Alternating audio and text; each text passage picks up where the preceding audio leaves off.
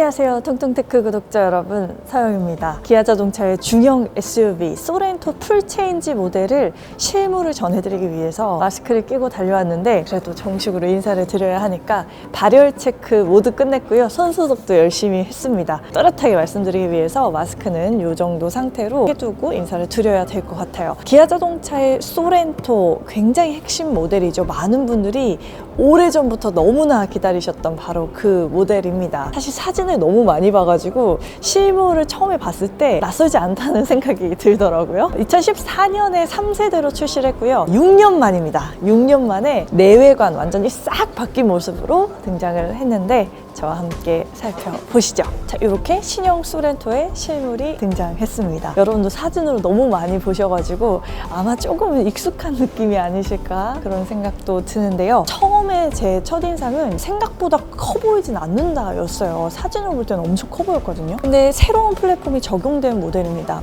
N3 플랫폼이 적용되면서 전장도 10mm가 늘어나고 휠베이스도 35mm가 늘어났어요. 그러니까 전체적으로 차가 커진 건 맞는데 왜 작아 보일까? 라는 생각을 했더니 작아진 게 아니라 날렵해졌습니다. 예전 구형 같은 경우는 이렇게 좀 동글동글하고 좀 통통한 느낌이었다면 신형 소렌토는 각이 많이 들어가 있죠. 그래서 요가도 하고 필라테스도 하고 막 거기다가 PT 받으면서 근육 운동까지 한 그런 느낌으로 좀 다부진 몸매가 첫 인상으로 눈에 들어옵니다. 전면부를 보시면요. 개인적으로 이 그릴과 램프가 이렇게 연결되면서 바뀐 모습은 텔루라이드랑도 좀 비슷하지 않을까 생각을 했었는데 실물로 보니까 그렇진 않네요. 이렇게 보시면 안에 그릴 디테일이 굉장히 입체적으로 살아나는 형태고요. 앞에 범퍼에도 이렇게 굴곡이 지어져 있습니다. 깔끔한 단면이 아니기 때문에 텔루라이드가 주는 느낌과는 좀 사뭇 다르고요. 셀토스랑 오히려 이 연결 부위가 좀 비슷하다라는 생각이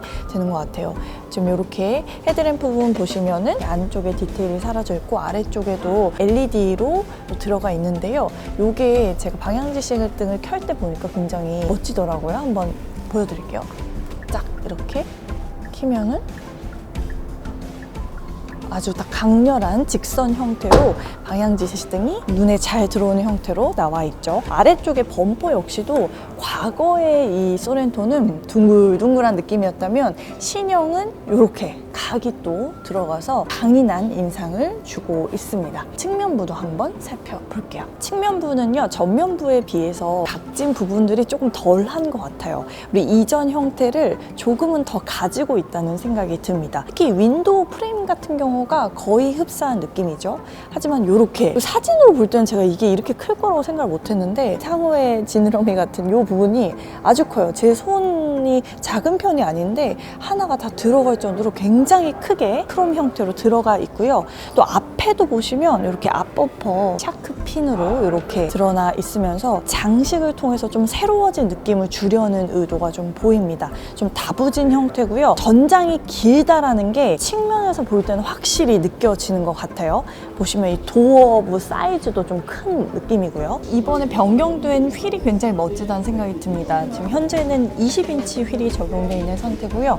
안에 이 스포크 역시도 하나하나 다 굉장히 입체적이에요. 그냥 이렇게 스포크가 나와 있는 게 아니고 겉에서 봤을 때도 입체적으로 선이 하나씩 이렇게 더 들어가 있고 안쪽에도 선이 이렇게 계속 등장을 해 있는 상태여서요. 각진 느낌 그리고 좀 다부진 그 근육형의 느낌이 휠에서도 살아납니다. 후면부도 한번 볼까요? 가로 형태에서 위로 쭉 올라오는 형태잖아요. 그래서 차량이 엄청 넓어 보인다는 느낌은 안 들어요. 그래서 아주 큰 차인지 확인하기는 좀 어려운 생각이 들기는 합니다. 전체적으로 입체적인 라인이 과거에 비해서 많이 들어갔어요. 이렇게 홈이 파여져 있는 것도 사실 전자와 비슷한 형태인데 위쪽에도 한 번 더 이렇게 입체감 있게 라인들이 들어가서 좀 더 이렇게 가운데로 시선을 집중시켜주는 입체적인 단면을 확인하실 수가 있고요. 또 리어 윈도우 부분이 아주 깔끔하죠. 리어 와이퍼가 안쪽으로 들어가 있습니다. 원래는 이렇게 여기 어딘가에 이렇게 나와 있어야 되는데 훨씬 깔끔하게 안에 숨어 있는 형태로 들어가 있어요.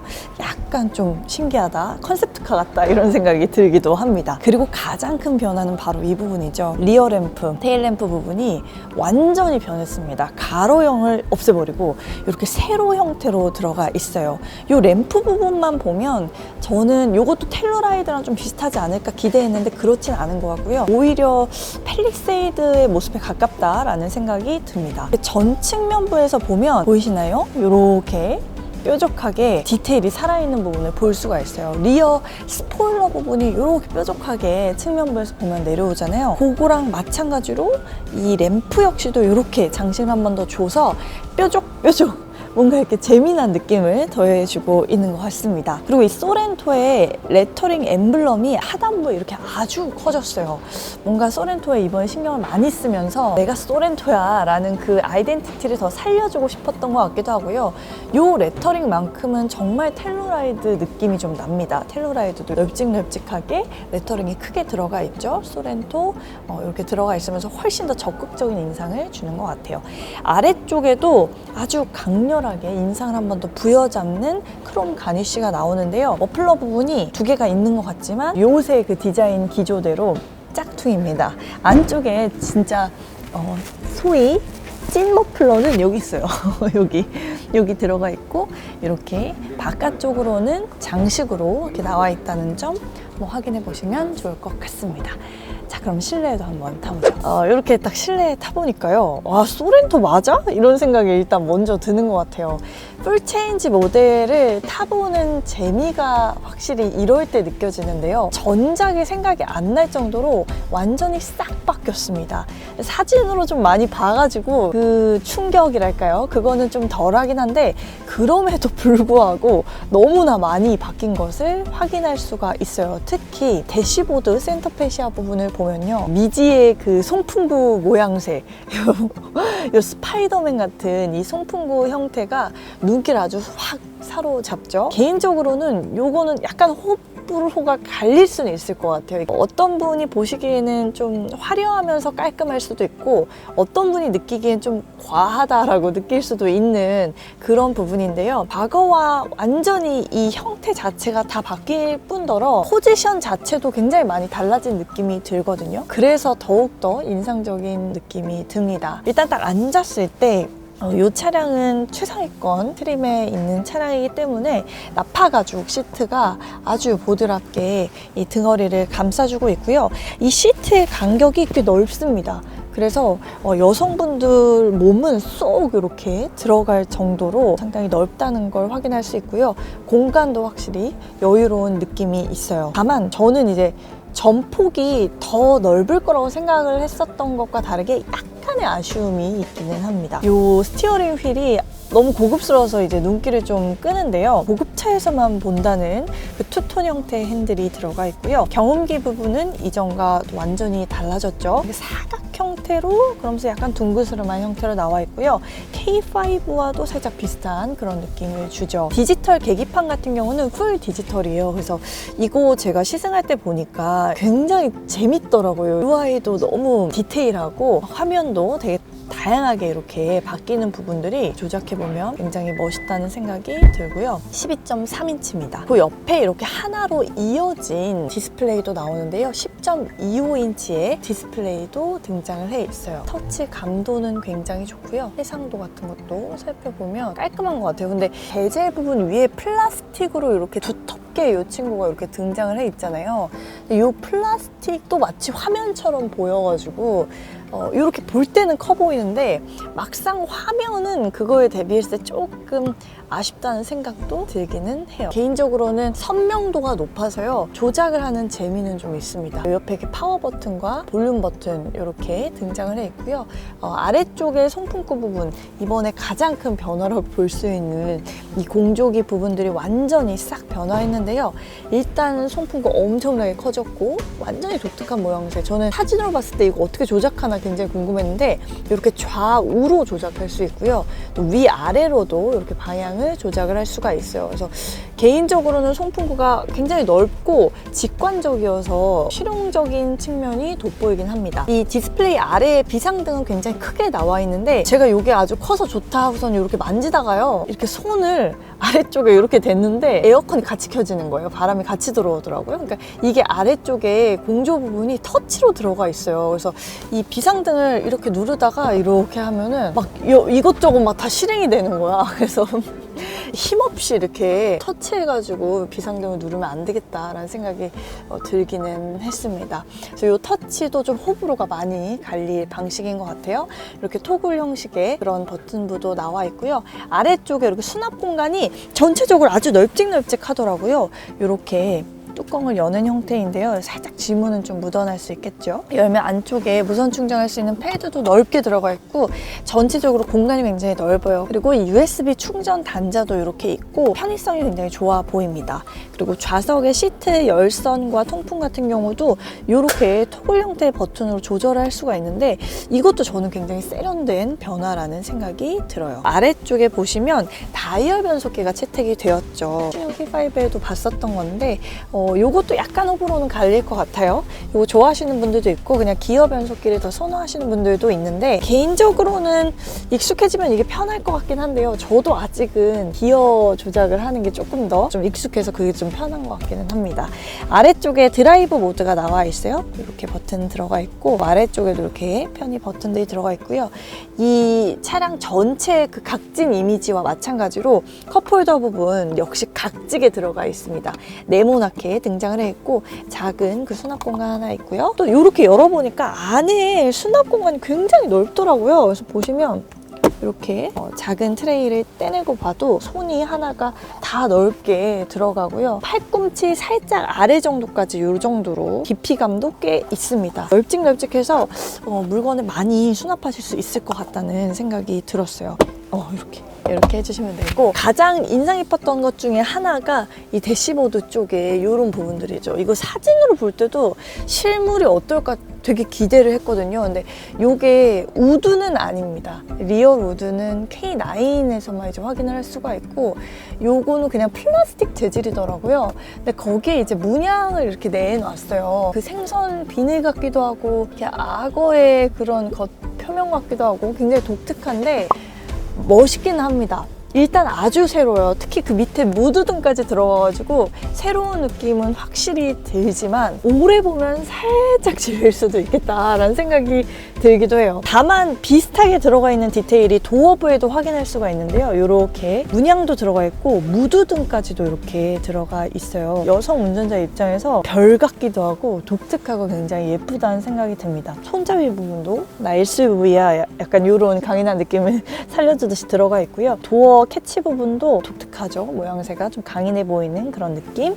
그리고 도어부의 이 사선 처리 같은 것들이 그러니까 전체적으로 여러 가지 소재가 하나로 조화를 이루어서 딱 들어간 부분이 다소 복잡해 보이기도 하지만 그만큼 디테일에 많이 신경을 썼구나 라는 인상을 좀 주는 것 같기도 해요. 저는 처음에 딱 탔을 때 이런 송풍구 디자인이나 지금 우리가 소렌토에서 처음 보는 거잖아요. 그래서 약간 수입차 같다는 생각을 했어요. 왜냐면 기존 국산차에서 볼 수 있었던 디테일이 아니기 때문에. 자, 2열에도 한번 타보도록 할게요. 이 시트가요 폭이 굉장히 넓어가지고 앉았을 때 편안하네요. 그리고 2열에 앉으니까 1열부터 시작해서 이 공간이 더 넓어 보이는 그런 생각이 듭니다. 착석감 굉장히 좋고요. 앞에 보면 디테일들이 2열 부분에서도 좀 살아있어요. 예를 들면 1열의 이 시트 뒤쪽에 있는 이 주머니 같은 경우도 가죽 포켓도 있고요. 겉에 메쉬 포켓까지 덧대어져 있어서 고급스러운 역시 좀 최상위 트림 같아요. 또 옆에 보시면 충전할 수 있는 단자들도 이렇게 센스 있게 등장을 해 있습니다. 그리고 이 스파이더맨 송풍구가 센터 콘솔 뒤쪽 부분에도 등장을 해 있고 아래쪽에 220V도 있고요. 12V 단자 그리고 충전 단자까지 이렇게 마련이 되어 있는 걸 확인할 수가 있어요. 이 컵홀더 정말 고급스럽게 들어가 있어요. 지금 이렇게 투톤 형태여서 베이지 톤으로 들어가 있는데 안쪽에 이렇게 네모나고 아주 귀엽게 이 공간이 들어가 있고요. 또 역시나 1열에서 봤던 그 디테일 그대로 무드등 들어오진 않지만 아무튼 그 무드등 디테일까지도 이렇게 살려서 같이 들어오는 모습이 고급스럽다라는 생각이 듭니다. 이 손잡이도 역시 마찬가지죠. 그리고 이렇게 앉았을 때요. 이 공간이 지금 가장 시트를 뒤로 뺐을 때인데요. 레그룸 공간이 이 정도 남습니다. 근데 이게 좀 앞으로 오고 이러면은 뭐 확실히 공간은 좀 비좁아지겠죠. 특히 이 차량이 6인승이어서요. 3열도 이렇게 시트를 펴게 되면 이 부분은 좀 어쩔 수 없이 한계가 좀 생길 것 같아요. 헤드룸 공간도 한번 보면 전고가 그렇게 높은 차량은 아니어서인지 이 헤드룸이 아주 높다는 생각은 들지 않지만 그래도 비좁다라는 생각은 들지 않고요. 근데 성인 남자분들이 앉으시면 그냥 딱 체격에 좀 맞을 것 같은 그런 느낌이 듭니다. 그리고 이 차량 시트에 좀 특이한 사항들이 있어요. 이런 거 처음 보시지 않나요? 옆에 메쉬 그물망이 이렇게 들어가 있는 부분, 여기다가 뭘 넣어놔야 좋을까요? 핸드폰은 여기다 두면 될 것 같은데. 아무튼 여기에도 이렇게 포켓이 들어가 있고요. 한번 3열 쪽도 보여드리도록 할게요. 원터치 폴딩으로 이렇게 폴딩해서 3열로 들어갈 수 있죠. 이 공간은 이 정도 보시면 되고요. 이렇게. 으쌰. 오. 지금 3열을 탔는데요. 6인승에서 이 시트는 성인들이 앉을 수 있을 정도로 폭은 굉장히 넓은데 다만 요 턱이 높게 올라와 있잖아요. 그러다 보니까 무릎이 지금 보시면 제가 굉장히 긴장을 많이 하고선 이렇게 올라오게 그렇게 앉을 수밖에 없어요. 또 제가 지금 구두를 신었는데 이거 벗어도 무릎이 너무 이렇게 직각 형태로 올라오기 때문에 이 편하게 앉기는 좀 생각보다 쉽지 않겠는데, 앞에 만약에 좌석을 누군가 앉아 있다고 하면 다리가 좀 맞닿네요. 앞에 제가 약간만 시트를 폴딩 해볼게요.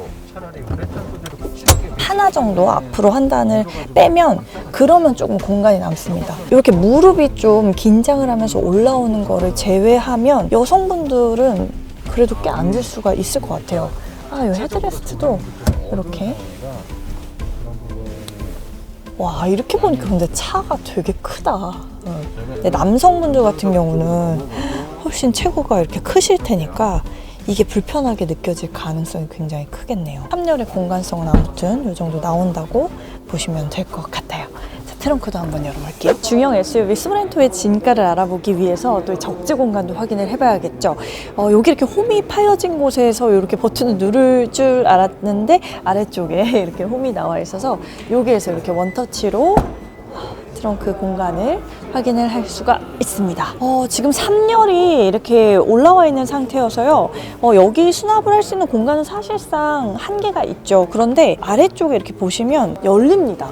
그리고 이게 딱 3열을 다 올렸을 때도 딱 맞게 사이즈가 나와 있어요. 아래쪽에도 지금 소화기 하나가 들어가 있는데 좌우에 공간들이 많이 남아 있죠. 이쪽까지 쭉 안쪽까지 들어가 있어서 꽤나 짐을 많이 실용적으로 보관할 수 있게끔 이렇게 또 만들어 둔 점은 인상 깊네요. 3열도 한번 폴딩을 이렇게 시켜보겠습니다. 이렇게 보면 지금 2열까지 폴딩이 된 상태인데 굉장히 넓죠. 또 들어가 보지 않을 수가 없네. 제가 키가 162cm이고요. 가끔 재면 163cm 나오기도 합니다. 그런 상태에서 지금 들어오면 시트가 여기는 없기 때문에 세로로 굉장히 길게 이렇게 들어갈 수가 있어요. 제 키보다 더 넓은 공간이 나오는데요? 그렇네요. 제 키보다 더 넓게 이렇게 시트에서 차박이 가능한 그런 느낌으로 보입니다. 근데 여기가 공간이 이렇게 있기 때문에 그런 부분은 좀 주의를 해서 누울 수 있고, 가로로도 굉장히 넓어요. 제가 이렇게 앉아도 발 공간이 남죠. 근데 이렇게 앉아보니까 지금 여기가 3열 자리잖아요. 송풍구가 이렇게 있잖아요. 이 우측에서 이렇게 조절을 할 수가 있네요. 이렇게 조절을 할 수 있다. 앉았을 때 허리는 다 못 피네요. 머리가 찡깁니다. 뒤쪽으로 가면 괜찮을까? 여기도 지금 안 되겠네요. 이게 헤드룸 공간은 확실히 시트가 높은 그 포지션에 형성이 되어 있어서 좀 위쪽으로는 공간이 좀 많이 한계가 있는 것을 확인을 할 수가 있습니다. 풀 체인지된 신형 소렌토 이렇게 만나보셨습니다. 트림은 4가지 트림으로 이렇게 구성이 되고요.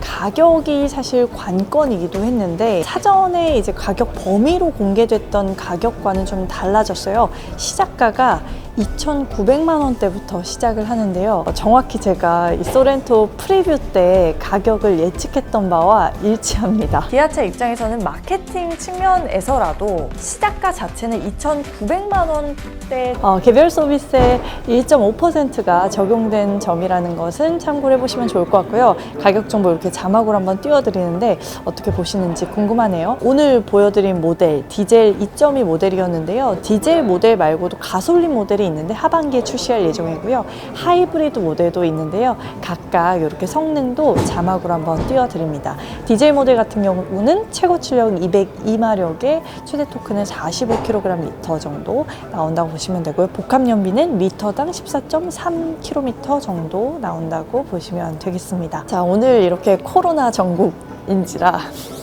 마스크를 쓰고 인사를 드리는 이런 상황이었어가지고 상황이 좀 이런 점 이해해 주셨으면 좋겠고 조금이라도 실물 모습 보신 거 도움이 되셨으면 좋겠고요. 사전 계약자를 보면 절반 이상이 30, 40대라고 해요. 그래서 기아차에서는 밀레니얼 데디다, 그러니까 젊은 아빠들이란 얘기죠. 그런 분들이 좀 많이 선택을 하시는 것 같은데 대형을 선택하기에는 너무 크고 소형을 선택하자니 너무 좀 작으니까 아이들 타기 좀 아쉽고 이러신 분들이 아마 가장 많이 찾게 되는 선택지가 아닌가 싶습니다. 다만 소렌토가 비록 확 바뀌긴 했으나 그래서 상품성도 분명 업그레이드 됐겠지만 올해 또 산타페의 페이스리프트가 기다리고 있습니다. 산타페와 치열한 접전을 펼칠 걸로 예상이 되기 때문에 아직까지 이렇게 맘 놓고 있을 수는 없는 상황이 아닐까 생각이 되고요. 소렌토 같은 경우는 직접 또 타보려고 해요. 개별 시승을 통해서 시승기 또 전해드리도록 할 테니까 구독 버튼 누르시는 거 잊지 마시고 좋아요도 꼭 눌러주시고요. 댓글도 많이 남겨주시면 감사하겠습니다. 코로나 시즌에 저도 이제 행사장 안에서 계속 또 쓰고 다닐 예정이거든요. 이렇게 마스크 쓰시는 것도 잊지 마시고요. 어디서든 손 깨끗이 씻으시고 저는 또 다음 영상으로 인사드릴게요. 안녕. 내 신발이 어디 갔지? 신데렐라 같지 않아요?